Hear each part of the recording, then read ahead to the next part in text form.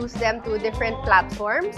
One of them is GCash, allowing them to have options where they can get support. So primarily in the city government, we have our own also, but we really appreciate it when partners come together to ensure that we have many options for our women entrepreneurs.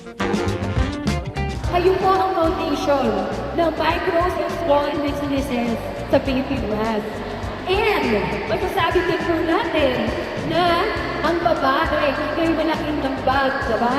Sa micros and small business industry ng Pilipinas. Marami silang naibibigay na magandang programa para makatulong sa iyong tindahan.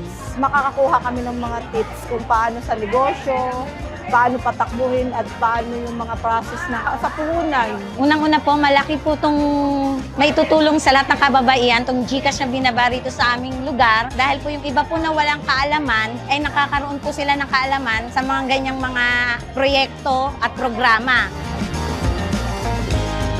We want to provide access to credit without them having to leave their homes, without them having to produce those documents. We use technology actually to address those concerns.